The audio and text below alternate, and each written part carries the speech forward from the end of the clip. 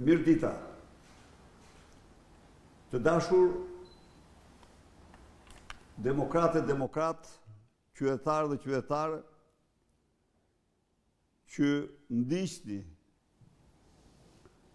rrjetet e mia sociale. Nisim sot, duhet pranoj me vonesë dhe ndjes për këtë, bashkë bisedimin tradicional me ju, kushtuar situatës dhe zhvillimeve në Shqipëri. Sot ne nisim këtë bisedë pasi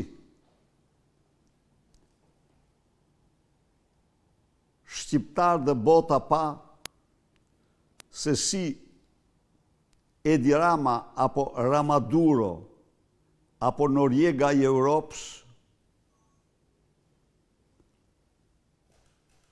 organizoi farsën më të shëmtuar elektorale me datën 11 maj,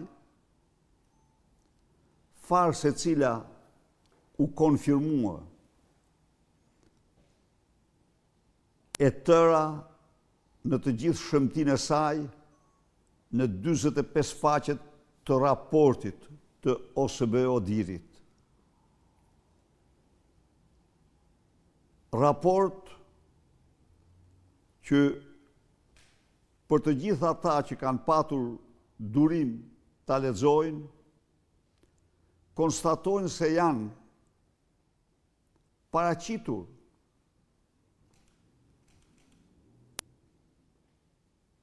zhvillimet më të këqija të mundshme në një proces zgjedhor të kontrolluar nga qeveria. Raporti i cili konstaton se në vitin elektoral një lloj si në çdo diktaturë tjetër autokratike, kreu i narkoshtetit arreston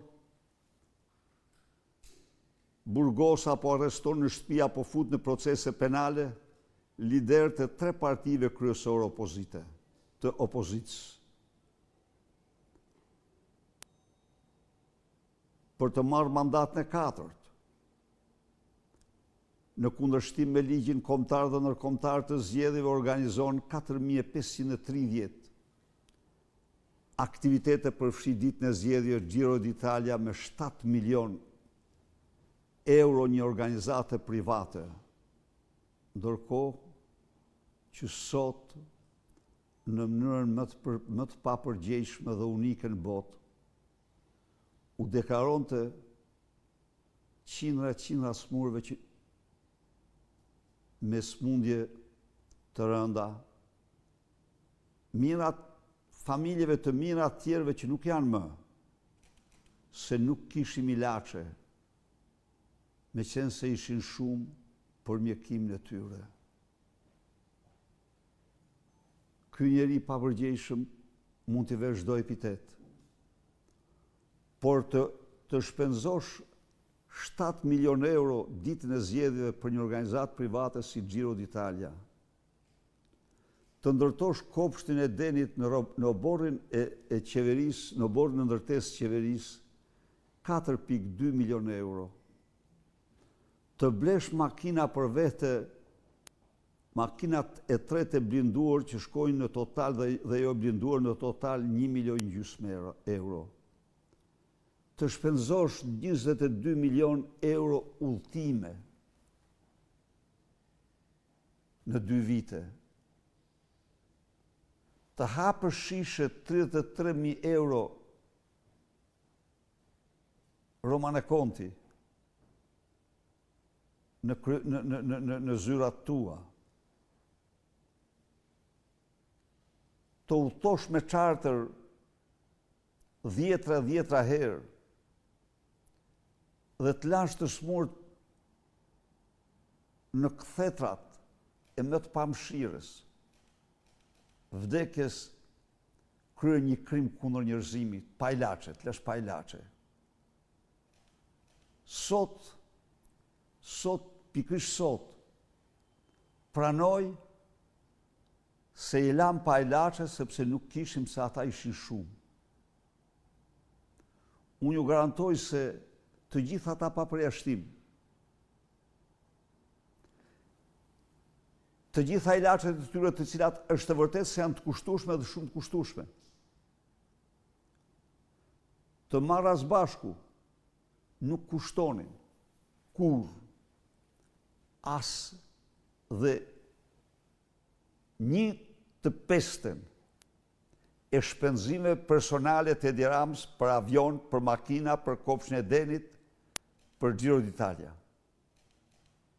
As 1/10. Por natyrisht,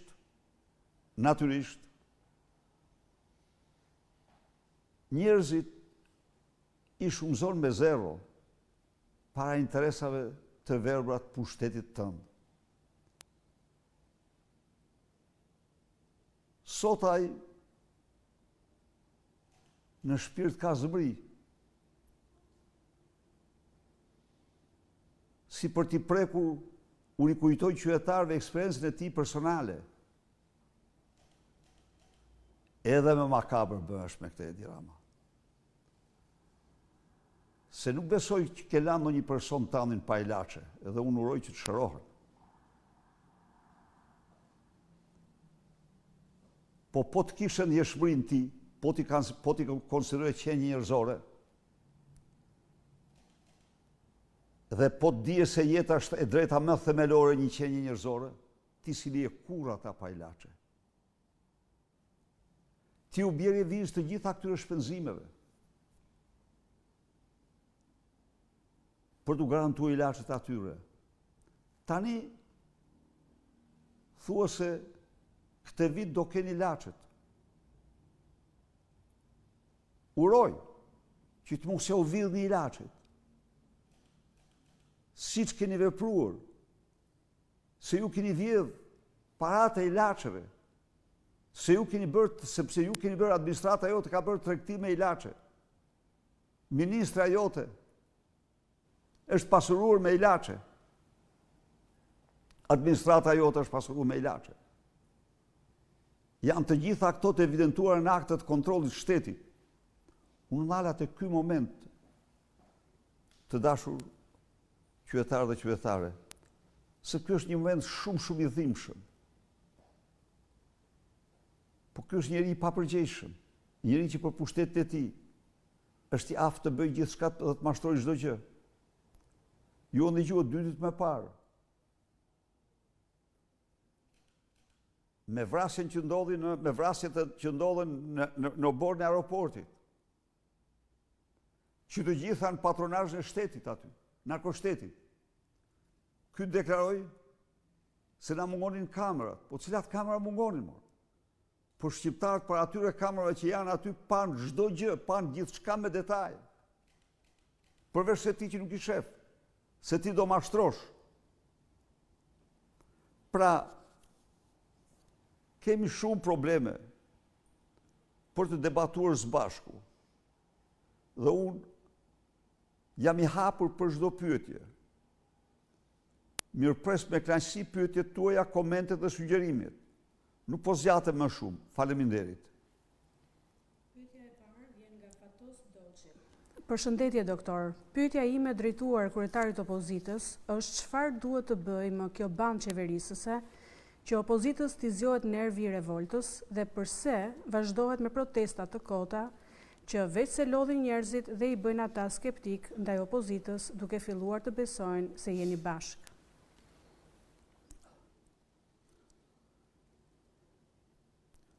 Faleminderit për pyetjen, Fatos.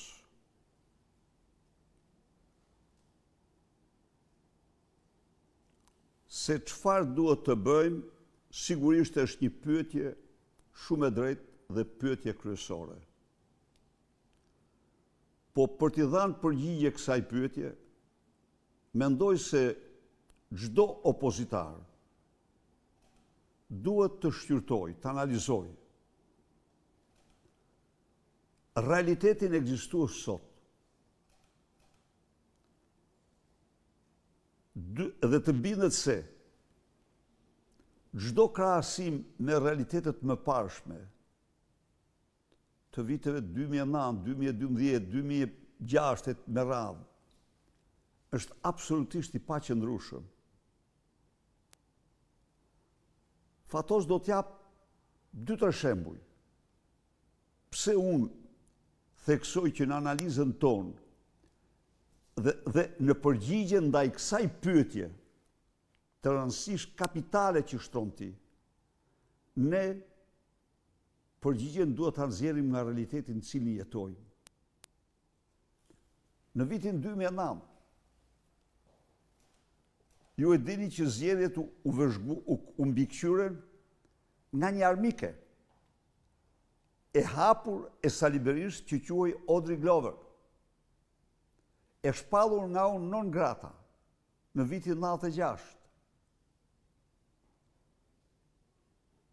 Por, për të rënë shkurt, raporti që misionet e përbashkëta të OSBE-ODIHR-it, Këshillit të Europës dhe Parlamentit Evropian firmosen për ato zgjedhje thoshte se zgjedhjet plotësuan kriteret kryesore të OSBE-ODIHR-it, kriteret kryesore ndërkombëtare të OSBE-ODIHR-it për zgjedhjet. Së dyti, Fatos, 4 muaj para atyre zgjedhjeve,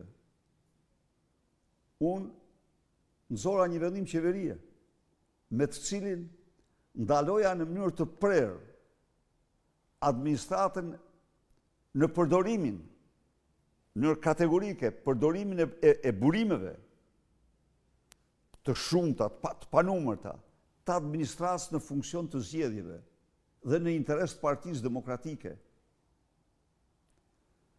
Duke filluar nga vetja ime, në fushat mora një makinë me leasing nga Partia Demokratike.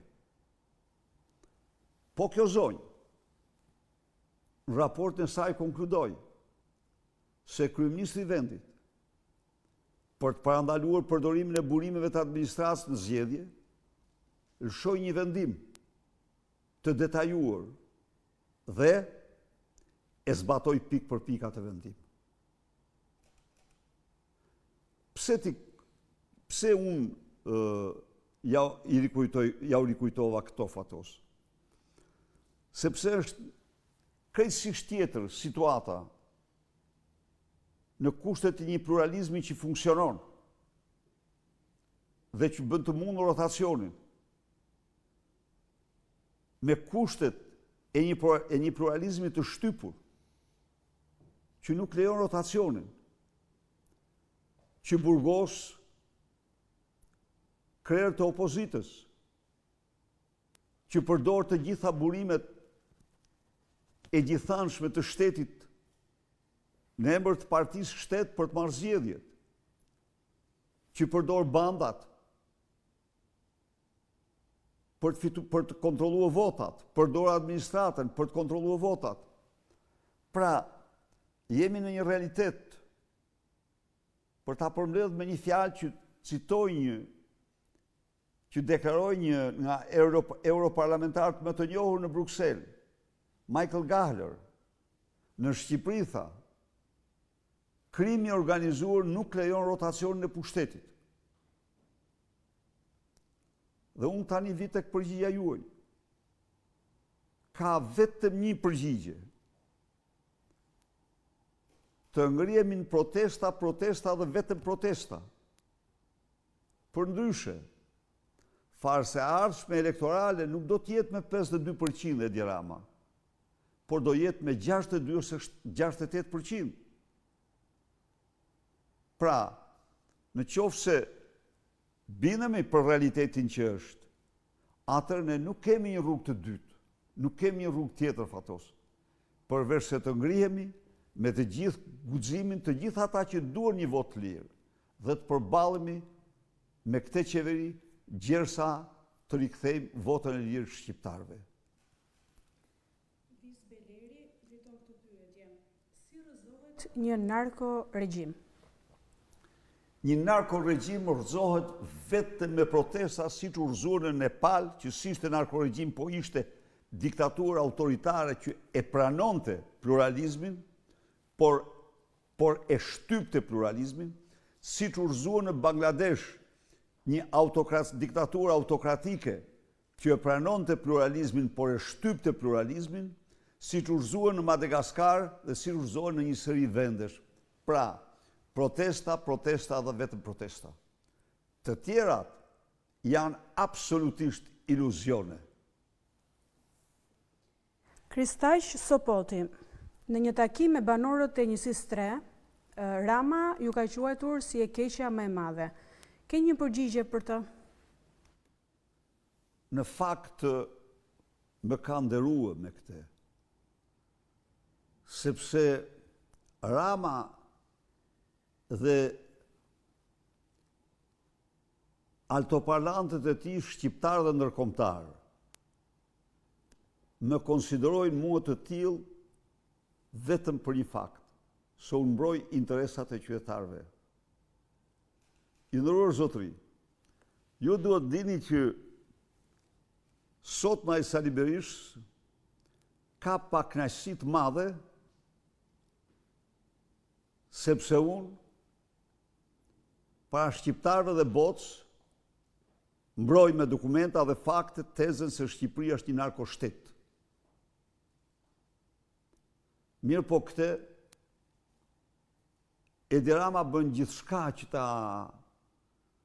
ta denoncoj këtë qëndrimtimin. Unë u them ju se ky përkufizim që unë i bëj Shqipërisë nuk e bëj nga vetja ime, po këte e kanë bërë me dhjetra gazetarë dhe analistë ndërkombëtar. Dhe sfundi e quajtën Noriega i Europës. Por Edi Rama paguar dhe ka mbrapa përsëri makinerinë monstruoze të George Sorosit, Alexis Soros, që vazhdojnë betejën në mënyrën më të vendosur kundër demokracisë në Shqipëri, në mbështetje të narkodiktatorit Edi Rama dhe luftë kundër Sali Berish dhe opozitës. Pra, ndaj dhe unë jam, jo vetëm për Ramën, po për mjaft të tjerë e keqja më e madhe, sepse e mirë është droga, e mirë është krimi, i mirë për ta është spastrimi etnik i Shqipërisë, largimi nga Shqipëria në 10 vite, vetëm në hapësirën europiane i 1.099.000 shqiptarëve. Ju lutëm, a keni dëgjuar ju në një nga këta të shpreh të gjë me kaq trishtim? Po. Michael Martin, gazetari famshëm gjerman, pikërisht për këtë quajti Edi Ramën si kryeministi më i mirë i Serbisë. Po të tjerë nuk i dëgjon, sepse ai kupton që ky po shkatron kombin shqiptar. Po e shkreton. Ndaj dhe e kam për nerë atë që Edi Rama thot dhe ata edhe miqtë e tij për mua.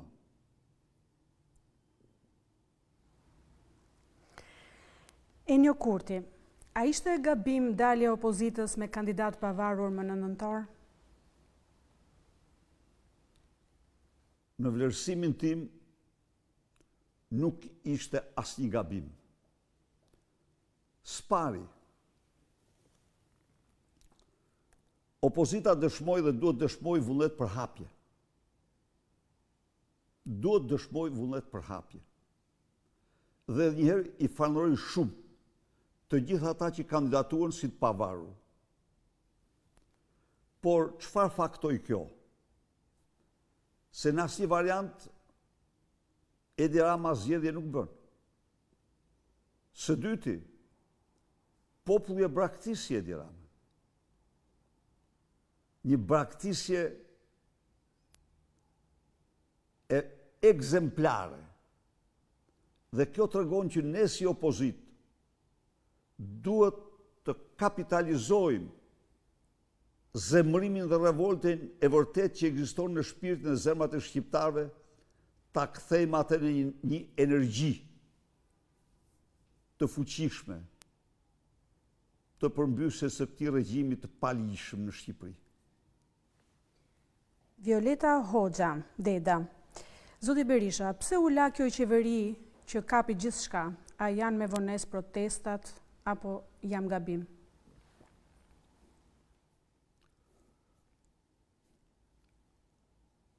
Pyetja juaj është një pyetje themelore.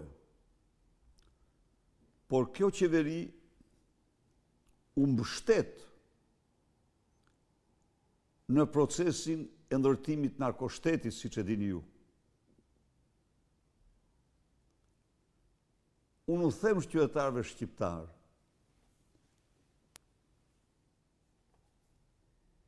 në toksike se çdo ideologji, më e egër se çdo pushtues, por qenjen shqiptare është droga, droga dhe vetëm droga. Shqipëria në vitin 2015 u mbull kanabis nga pogoni djerë në thellësitë e Alpeve. Dhe kjo u bë në sytë e gjithë botës. Dhe disa e nxitën, të tjerë heshtën.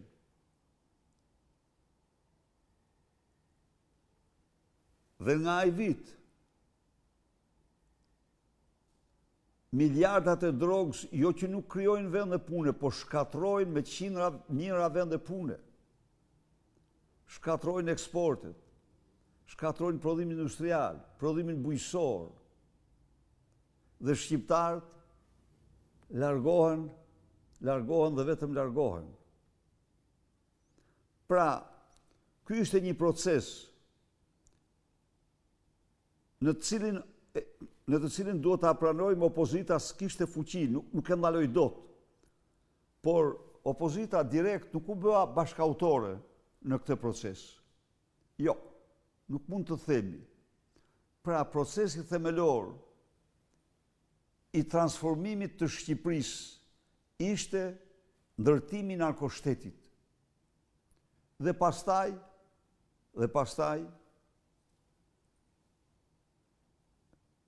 Edi Rama, një pasardhës xhelatrish komunist, që ndan të njëjtat mendime me paraardhësit e tij, i vendosur të mos dorëzojë pushtetin me asnjë çmim, me asnjë kusht. Kështu që kjo që ndodhi para syve të mbar botës, dikush e ndihmoi Edi Ramën ta bëjë këtë. Të tjerë ndihmojnë me heshtje edhe sot, ta dini. Ka ambasador, ka persona zyrtar të lartë, edhe në Bruksel, që janë të zemruar me mua pse unë flas për narkoshtet. Ndërkohë kur droga është bërë faktor shkatrimtar për qenjen tonë kombëtare, është bërë faktor shkatrimtar për demokracinë shqiptare. Është faktor më i fuqishëm se çdo parti politike në zgjedhjet, në rezultatin e zgjedhjeve. Ndaj dhe kjo betejë është një betejë e vështirë, por një betejë që nëse nuk e luftojnë, Organizata e Kombeve të Bashkuara ka parashikuar kobshëm për Shqipërinë, ka parashikim të kobshëm për Shqipërinë. Ka parashikim që Shqipëria e cila sot ka nivelin e lindjeve që kishte 100 vite më parë, të shkojnë në mënyrë të sigurt drejt shuarjes si kom dhe si vend. Afrim Curi, përshëndetje doktor. Është turp për çdo shqiptar të ndershëm që lejon këtë sekt të vjedh prej 12 vitesh. Strategjia e protestave s'duhet të jetë si atyre të mëparshme. Duhen protesta pa kthim deri në zhdukjen e këtij sekti. Është turp të rrim në këmbë një qeveri me 100 skandale në ditë. Nuk kam të shtoj, i dashur zoti Curi, asnjë fjalë asaj që thoni, jam 100% dakord me ju. Abaz Memia, vend Kreminës, opozita ka përgjegjësinë që të ndryshojë gjendjen e mjeruar ku jemi. Vjedhjet e zullumet vetëm po shumë fishohen. A mjaftojnë protestat e modelit të deri tanishëm? A mund të kthehemi tek modeli i vitit 1991? Ditën e mirë, Abazi nga Tirana. Abazi, ju falenderoj shumë për pyetjen. Jam dakord me ju. Protestat e zakonshme nuk zgjidhin problemin. Protestat e qëndrueshme dhe masive janë e vetmja rrugë, të cilat do të arkivojnë të qeveri. Por ato i nërmarin idealist që vendosin të sakrifikojnë, që janë të bindur se nuk ka një rrugë të dytë, që janë të bindur që janë të thirrur në një mision historik, siç ishin të thirrur studentët në vitin 90 për të përmbysur diktaturën komuniste. Sot shqiptarët janë të thirrur në një mision historik për të përmbysur diktaturën që bazohet në shtypin e pluralizmit, drogën, krimin dhe vjedhjen e shqiptarëve. Vera Camaj, përshëndetje dhe respekte nga zemra për të gjithë ju, doktor. Kam një pyetje. Sa do të zjas protesta këtë herë apo një xhiro dhe mbaroj? Jo, protesta e ditës hanë ka këtë karakter që të sqaroj çdo qytetar. Ne hapim aty një foltore, një parlament. Do me thënë, ju keni pa se në 10 seanca, opozita është lejuar të debatoj vetëm një seancë, si kur në ndonjë vend apo një pluralist apo në një historinë e këtij vendi. Atëherë ne para këtij bllokimi të plot hapim protestën e parlamentin qytetar, foltoren parlamentare qytetare para kryeministrisë, një herë në javë, ku deputet dhe qytetar do flasin, do thonë zërin e tyre. Pra, ky është qëllimi i kësaj proteste. Protestat tjera do po projektohen dhe do organizohen, por ato do pregaditen dhe do thirren në kohën më të përshtatshme. Mihal Laska, kur do nis analiza e Partisë Demokratike dhe a do bëni një tur në bazë për të motivuar demokratët siç bët me foltoren? Nuk është njësoj si t'ju shohim nga ekrani dhe si të bashkëbisedojmë me ju. Ju falenderoj shumë për pyetjen. Analiza do filloj me njëherë dhe turi im do filloj me njëherë. Pres me pa durim ta filloj. Filloj takimet në të 4 anët e Shqipërisë me demokratët, qytetarët, me shpresën dhe besimin më të madh se shqiptarët me guximin, energjinë dhe kurajën e tyre do përballen dhëm për dhëm me këtë regjim dhe do çelin përsëri. Do rikthejnë votën e lirë, do rikthejnë dinjitetin e tyre. Shaban Hoxha, doktor, pse deputetët tanë nuk e çojnë ligjin e gjinive në gjykatë kushtetuese, se për ne kjo është punë e rëndë për familjet. Pse merren me diellën e me gjëra të tjera e jo me këtë që është halli i madh? Shaban, ligji do t'u them shqiptarëve se është absolutisht ligji i një diktature, i konsolidimit një diktature të shëmtuar. Ky ligj, Shaban, nuk figuron vetëm familjen, që është gjëja më e rëndë që mund të ndodhë një personi dhe një kombi. Gjëja më e rëndë. Por ky ligj instalon censurën. Ky ligj një lloj si në diktaturën komuniste.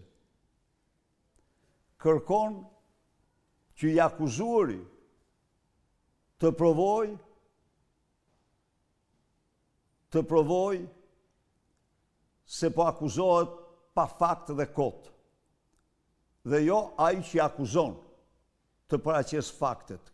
Kjo është një lloj si në kohën e Partisë Punës kur të akuzonin për armik dhe duhet provoje se si armik, që se provoje kur do se po të akuzonin mirë fund. Pra, ligjin sigurisht ne do e çojmë gjykatë kushtetuese, por ajo mos prisin ndonjë gjë. Gjykata kushtetuese është në kontroll, ka faktuar që është në kontroll në tërësi, jo në çdo akt.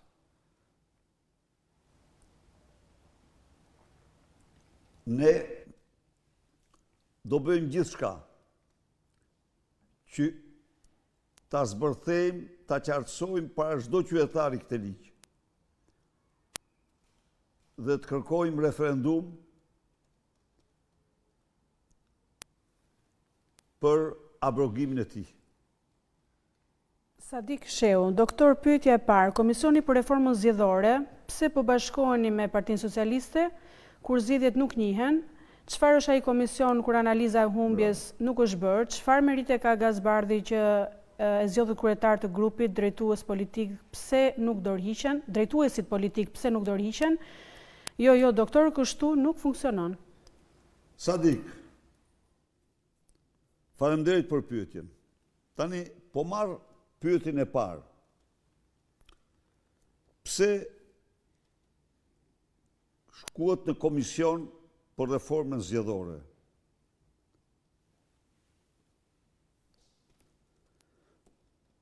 Siç mund ta kesh të qartë, zgjedhjet janë një proces sa kombëtar aq dhe ndërkombëtar. Dhe ka qenë një zotim solemn i imi dhe i Partisë Demokratike se ne do mbrojmë votën. Në këtë zotim, kur nuk është imagjinuar se ne do mbrojmë votën me armë, por ne do mbrojmë votën për të faktuar shqiptarëve dhe komunitetin ndërkombëtar se ajo nuk ishte votë. Ja u thash dhe njerëz, zgjedhjet janë sa kombëtare aq dhe ndërkombëtare. Në zgjedhjet e 2009, komuniteti ndërkombëtar deklaroi se këto zgjedhje plotësuan standardet kryesore standardet ndërkombëtare kryesore të zgjedhjeve të lira të OSBE Odirit. Ndërsa në këto zgjedhje nuk ekzistojnë një seri përcaktimesh në të cilat standardet ndërkombëtare u dhunuan, kodi zgjedhor u dhunua. Pra, ne bëm një punë të jashtëzakonshme, u provoj shumë serioze, të faktonim çdo gjë para shqiptarëve dhe komunitetit ndërkombëtar se çfarë ishin këto zgjedhje. Dhe këtu ne ja dolem në meritën më të madhe të atyre që hartuan raportin, që nuk ju nënshtruan presioneve primitive, të turpshme, të qeverisë të Edi Rama dhe qeverisë tij. Përkundrazi, ata pasqyruan me ndershmëri zinxhirin e pafund të dhunimeve të ligjeve shqiptare dhe ndërkombëtare për zgjedhjet. Por jemi këtu, Sadik. Një nga denoncimet që ata bëjnë, se shumica e rekomandimeve kjo qeveri, shumica e rekomandimeve të mëparshme të OSBE Odirit nuk i ka pasqyruar, nuk i ka konsideruar. Dhe janë bërë dhe një seri rekomandimesh. Në qoftë se ne heqim dorë ashtu siç mund të sugjeroni ju ose dikush tjetër, ne humbasim aleatët ndërkombëtar të zgjedhjeve të lira, se për ne ata që bëjnë këtë raport, ata që i thanë qeverisë se ke shkelur, ke organizuar 4530 aktivitete në kundërshtim me ligjin, përfshi ditën e zgjedhjeve Giro d'Italia, që i thanë se përdore të gjitha resurset e administratës në kundërshtim me ligjin, që që i thanë që i shkruan se përdore patronazhistë të kundërshtim me parimet ndërkombëtare, që i shkrojtën se organizatat kriminale morën pjesë aktive në zgjedhjen në Elbasan, në Fier, në Lezhë, në Durrës dhe në qytete të tjera. Ata qëndruan në anën e shqiptarëve, nuk u nënshtruan nga presionet primitive të Edi Ramës. Ndaj dhe ne, sigurisht që ne jemi për zbatimin e rekomandimeve të tyre, por ne u themi shqiptarëve dhe miqve tanë se me Edi Ramën nuk ka kur zgjedhje të lira. Pra, për ta mbledhur këtë çështje,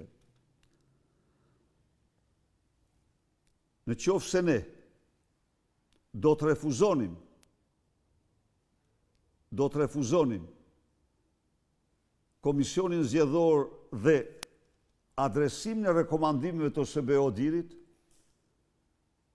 që janë kushte dhe ato për zgjedhje të lira, tregonim se ne e kishim demagogji kërkesën për zgjedhje të lira, por ne nuk kemi demagogji. Nga ana tjetër, siç kam deklaruar para zgjedhjeve, deklaroj sot me përgjegjësinë më të madhe se me Edi Ramën nuk ka zgjedhje të lira. Ndaj dashur Sadik, për mua, për ty dhe për çdo demokrat, duhet të bëjmë hesapet, a do sakrifikojmë ne për të votuar të lirë apo jo? A jemi ne të gatshëm të sakrifikojmë për të votuar të lirë? Pyetja tjetër, unë mendoj se që të gjithë drejtuesit, pa përjashtim, kanë të metat e tyre, janë të kritikueshëm, por nga ana tjetër, mendoj se Gazmend Bardhi është një avokat i guximshëm dhe i aftë i interesave tua, i interesave të mia, i interesave të qytetarëve opozitarë. Dhe ju besoj e keni konstatuar këtë në të gjitha qëndrimet e tij ndaj Edi Ramës, ndaj qeverisë dhe në gjitha rastet. Tina Martini, ju vite më parë e keni thënë që Shqipëria po kthehet në narkoshtet. Tani këtë e thot prokurori italian Gratteri, e thon media gjermane franceze, po kjo Martakos pse nuk i sheh këto? Tani, jo vetëm nuk i shohin këto, zonja Martini, po përkundrazi, kanë inat shumë me Sali Berishën pse përdor termin narkoshtet në një kohë kur ai përdoret universalisht sot. Sepse në rast se pranohet e vërteta e narkoshtetit shqiptar, Edi Rama nuk mund të ketë figurë tjetër veç se të nxirr. Po Edi Rama bën gjithçka me propagandën e tij për të shuar për të mbuluar të vërtetën.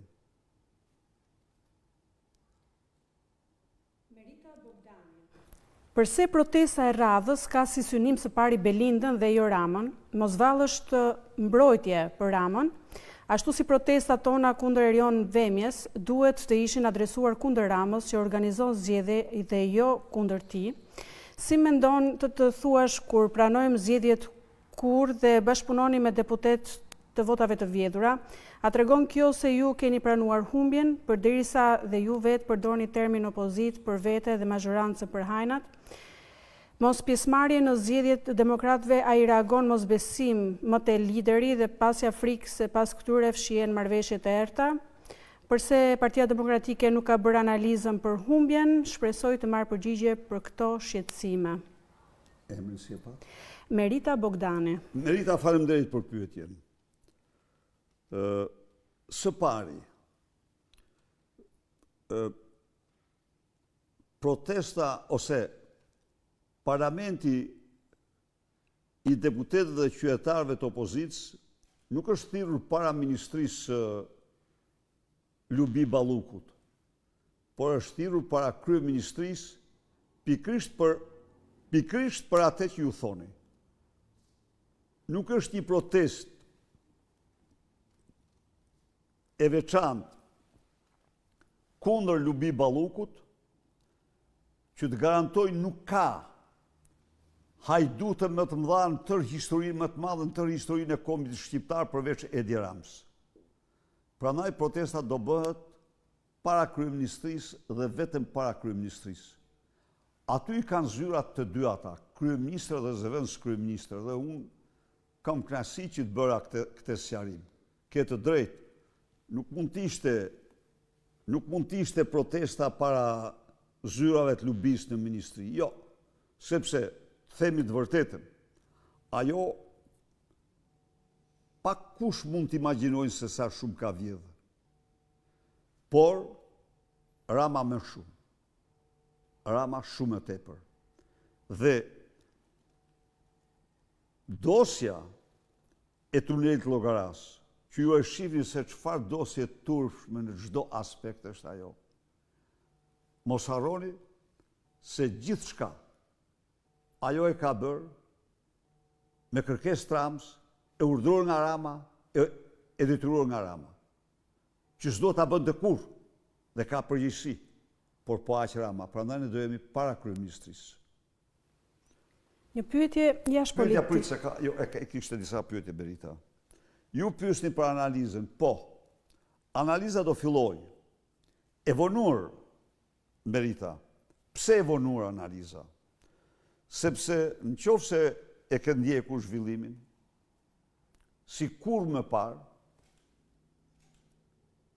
që nga përfundimi i zgjedhjeve dhe gjerë në gusht vonë, gjerë në fund gushtit, ne çdo ditë jemi marrë me denoncimin e farsë elektorale, jo me fjalë, por me fakte, dokumenta, pa u lodhur. Çdo ditë kemi komunikuar me partnerët, miqtë tanë kudo, për realitetin e zgjedhjeve. Çdo ditë kemi denoncuar përpjekjet e qeverisë për të ndryshuar raportin e organizatave ndërkombëtare për zgjedhjet. Nuk mund të bënim analizë, ta dish Merita, pa dalë raporti. Sepse Edi Rama me propagandan e tij do të mashtronte çdo gjë për të lehtësuar pozicionin e tij. Ka pas presionet jashtëzakonshme mbi Vëzhgusit, por dështoi. Dhe unë them se ne nuk është se dështoi për shkak të qëndrimit tonë, jo, për shkak të radhparë të karakterit të atyre burrave dhe grave që vëzhguan zgjedhjet, respektuan shqiptarët dhe që nuk votuan të lirë dhe thanë të vërtetën. Por dhe ne bëm detyrën tonë që na takonte dhe duhet ta bënim. Kjo që arsyeja që u vonua, sepse raporti u vonua shumë e tepër, siç e din ti, se sa parashikoi të dilte. Doli raporti, të garantoj që fillon që javën që vjen, analiza në parti, por përsëri, Merita, kjo analizë duhet bëhet e plot.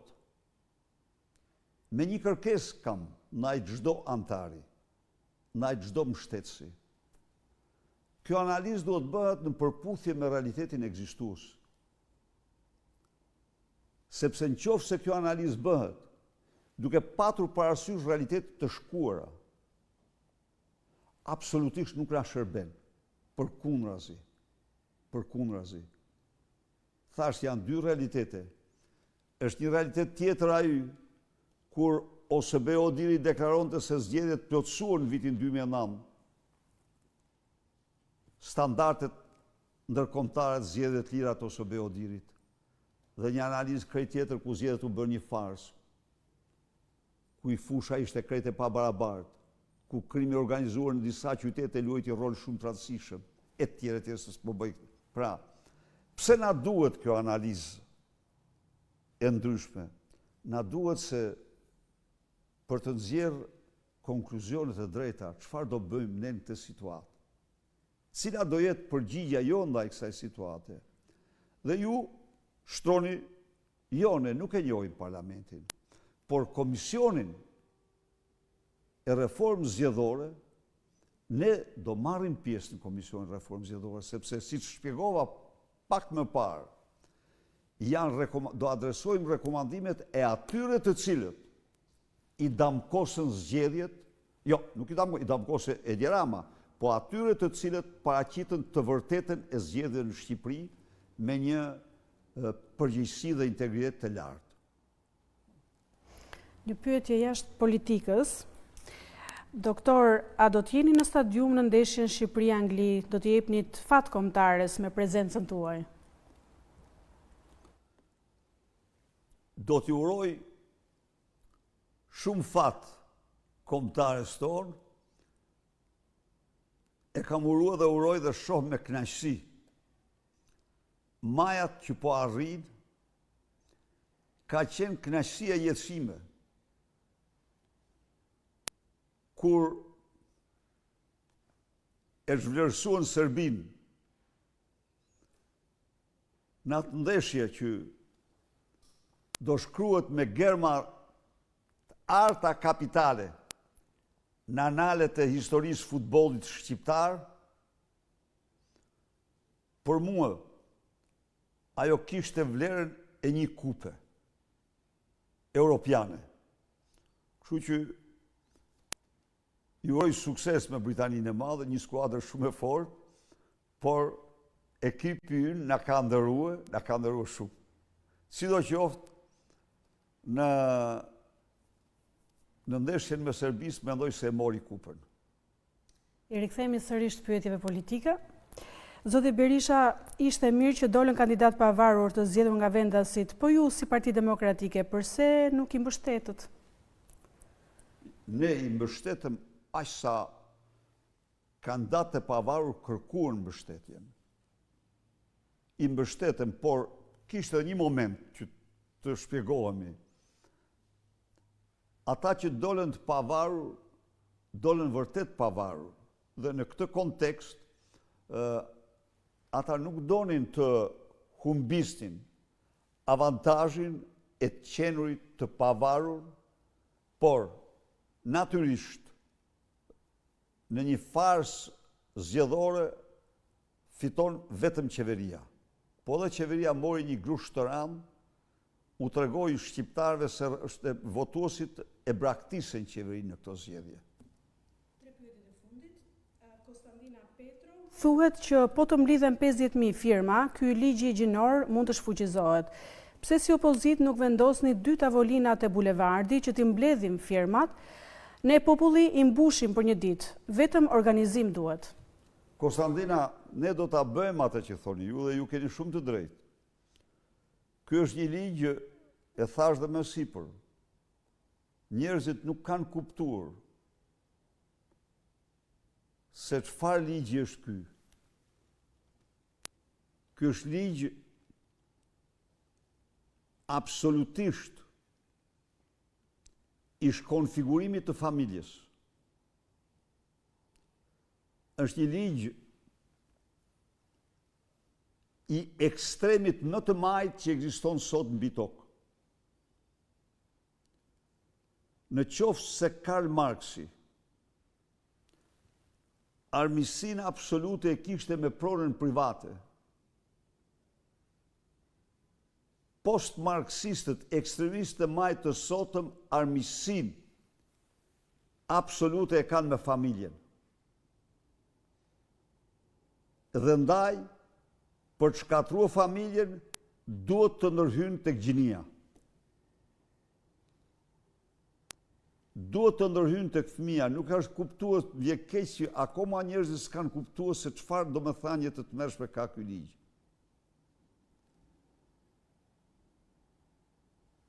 Fëmijëve në shkollë bëhet gjithçka që fëmia të mohojë gjinin e tij. Që të mos quhet Martin, po të quhet Martina. apo të mos quhet Martin, apo të quhet Martin. Bëhet gjithçka duke u dhënë hormone.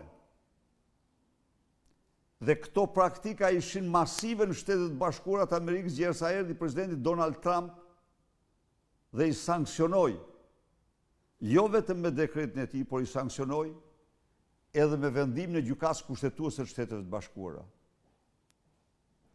Këto praktika rikthejnë kushtetutën më armiqësore të kohërave, kushtetutën e fundit diktaturës komuniste. Klerikët shqiptar që do të predikojnë vlerat e familjes bazuar në librat e shenjtë, dënohen, sepse i referohen mashkullit dhe femrës, burrit dhe gruas, Evës dhe Adamit.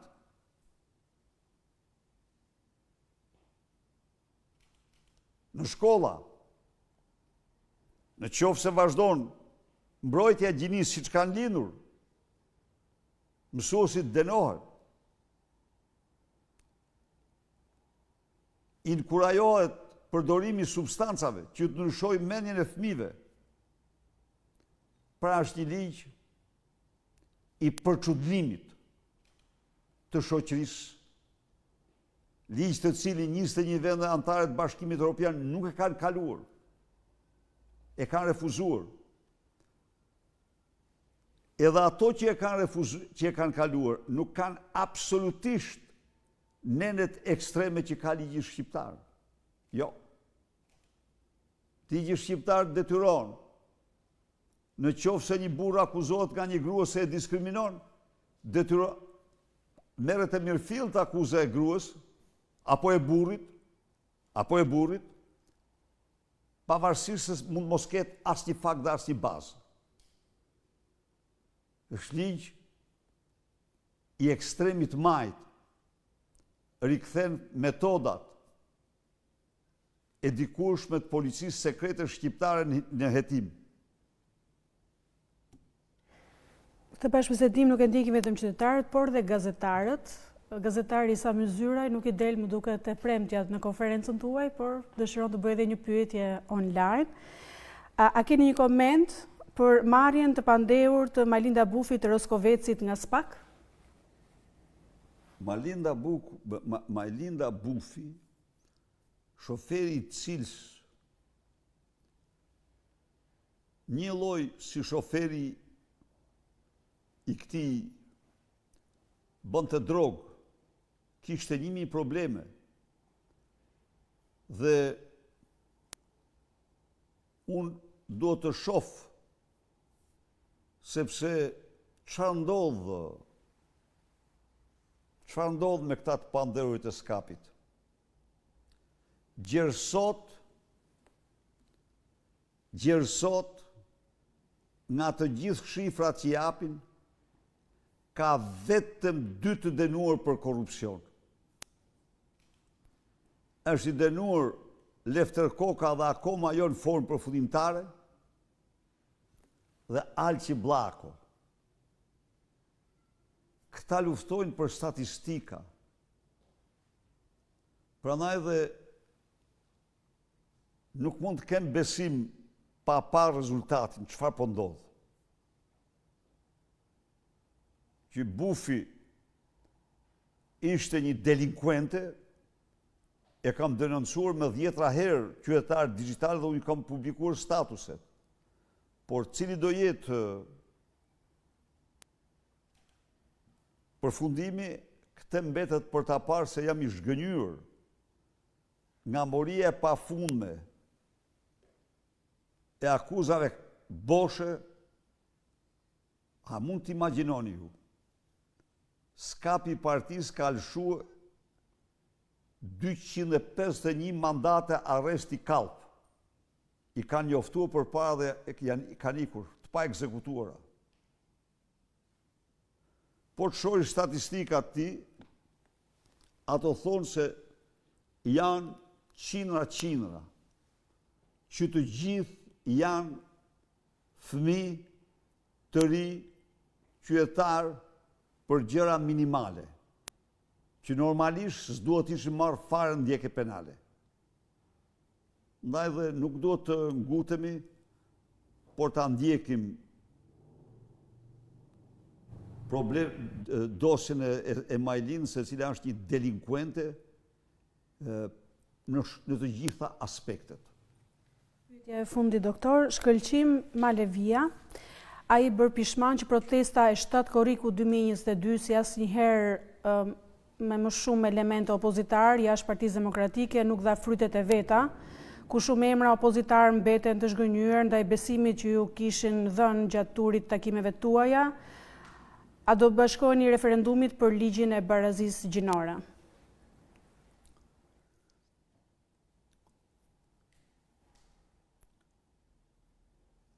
Ndofta e keni drejt. Protesta e 7 korrikut ishte e jashtëzakonshme, por ajo nuk ishte thirrur si një protestë në një proces të vazhdueshëm. Mbase parashikimi duhet të ishte një protestë, një proces të vazhdueshëm. Kjo e para. E dyta, ne pa diskutim do mbështesim fuqishëm Aleancën për Familjen, për pjekjet e qytetarëve shqiptar për të rrëzuar atë ligj, të cilët duhet bashkohen pavarësisht nga bindjet politike, por të bashkohen që të gjithë në vlerat e familjes dhe të kombit, sepse pa familje komb nuk ka. Familja është kusht për ne shqiptar. Familja është kushti më themelor i ekzistencës sonë. Këto ishin pyetjet, doktor.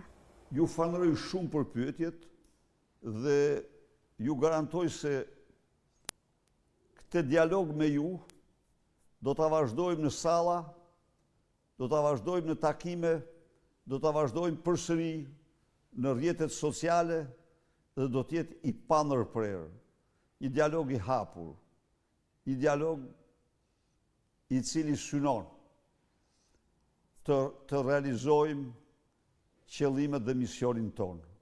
Faleminderit.